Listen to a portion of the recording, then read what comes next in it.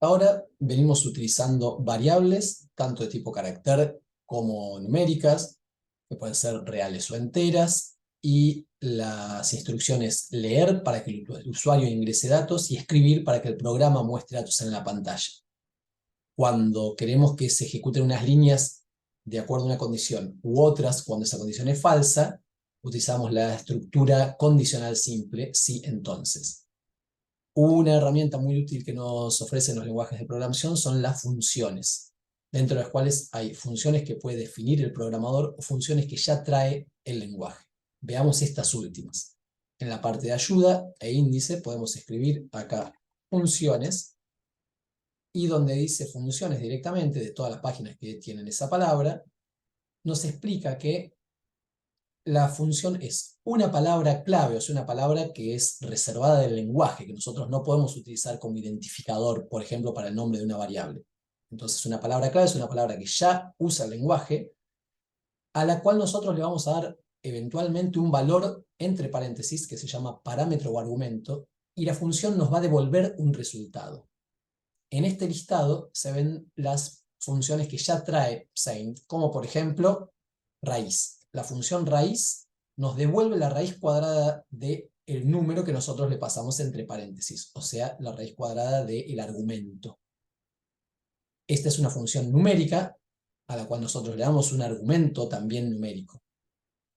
Hay otras funciones como por ejemplo, vamos a ver más abajo, acá, longitud, que es una función numérica porque nos devuelve la cantidad de caracteres, y la cantidad es un número, pero de un argumento de tipo carácter. A longitud nosotros le pasamos como argumento parámetro una cadena de caracteres, por ejemplo la palabra Juan, y nos va a devolver 4, que es la cantidad de caracteres, J-U-A-N, 4, de esa palabra.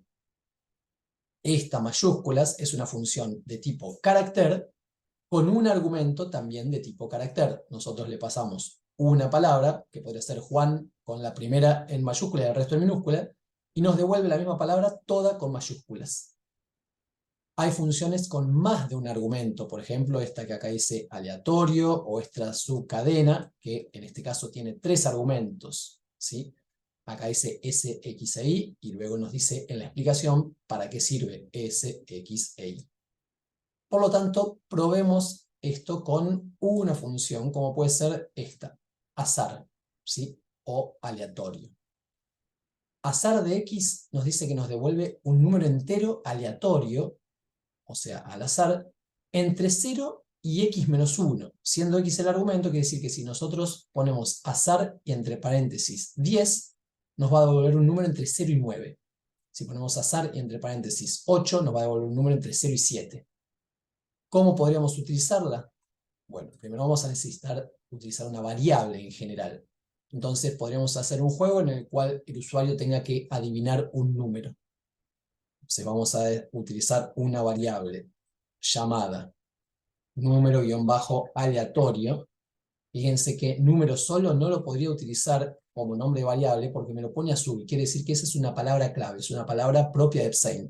Pero número-aleatorio no es nada en Saint, así que lo puedo usar perfectamente. Y vamos a usar otro que sea número-usuario, ambas de tipo entero. Entonces le vamos a decir ingrese un número del 1 al 10, por ejemplo, y vamos a leerlo en la variable número usuario.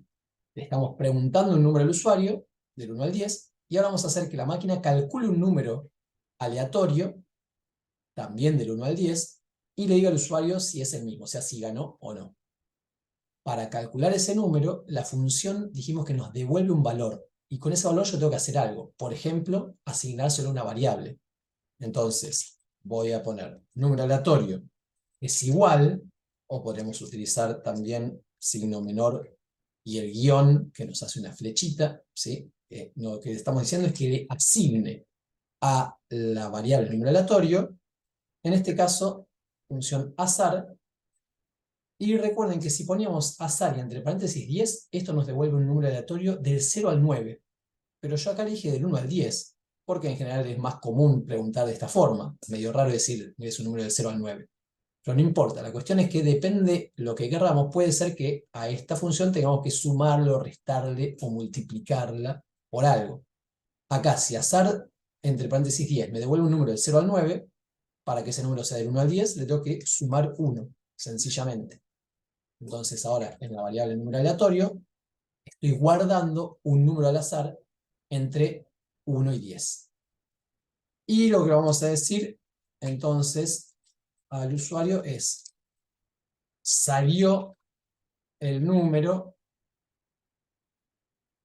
coma, número aleatorio, y por último podríamos decirle si ganó o perdió. ¿Cómo sabemos si ganó o perdió? Si los números son iguales, ganó, y si no, perdió. Entonces decimos, si número aleatorio es igual a número del usuario, entonces escribir ganaste, y si no, escribir perdiste. Entonces observemos este programa, le decimos que es un número y lo guardamos en esta variable, el programa calcula otro número, en este caso aleatorio, y lo guarda en esta otra, le decimos cuál salió, y si ganó o perdió de acuerdo si son iguales. Probémoslo. Ingreso un número del 1 al 10. 2, ese salió el 3, perdiste. Ingreso un número del 1 al 10. 5, salió el 5, de casualidad, ganaste. Así que tuvimos suerte y en solo 2 intentos pudimos comprobar que el programa funciona porque se ejecutaron las 2 líneas de código del sí.